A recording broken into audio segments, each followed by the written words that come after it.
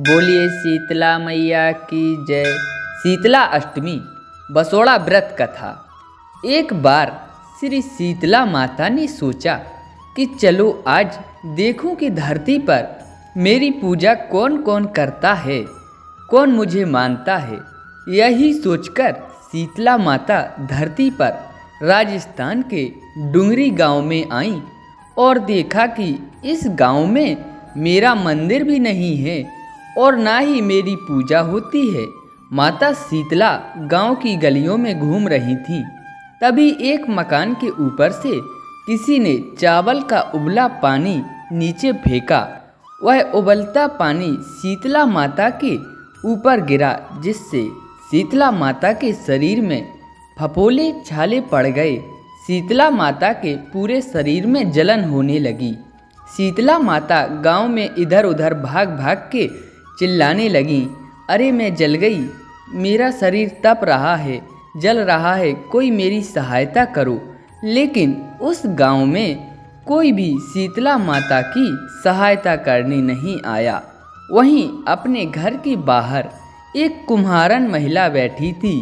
उस कुम्हारन ने देखा कि अरे यह बूढ़ी माई तो बहुत जल गई है, इनके शरीर पर तपन हो रही है, इसके पूरे शरीर में फफोले पड़ गए हैं, यह तपन सहन नहीं कर पा रही हैं। तब उस कुम्हारन ने कहा, हे माँ, तू यहाँ आकर बैठ जा, मैं तेरे शरीर के ऊपर ठंडा पानी डालती हूँ। कुम्हारन ने उस बूढ़ी माई पर खूब ठंडा पानी डाला और बोली, हे माँ, मेरे घर में रात की बनी हुई रबड़ी रखी है, थोड़ा दही भी है, तू दही रबड़ी खा ले। जब बूढ़ी माई ने ठंडी ज्वार के आटे की राबड़ी और दही खाई तो उसके शरीर को ठंडक मिली।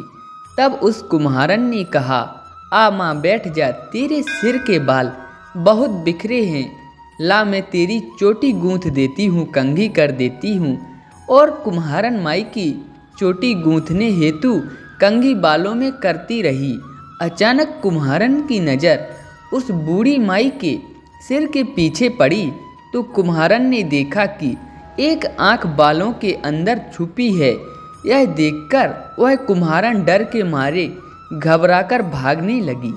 तभी उस बूढ़ी माई ने कहा, रुक जा बेटी, तू डर मत, मैं कोई भूत प्रेत नहीं हूँ, मैं शीतला देवी हूँ।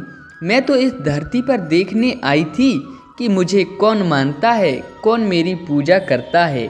इतना कहकर माता चार भुजा वाली, हीरे जवाहरात के आभूषण पहने, सिर पर स्वर्ण मुकुट धारण किए हुए अपने असली रूप में प्रकट हुई। माता के दर्शन कर कुम्हारन सोचने लगी कि अब मैं गरीब इन माता को कहाँ बिठाऊं, क्या खिलाऊं। तब माता बोली, हे बेटी, तुम किस सोच में पड़ गई हो।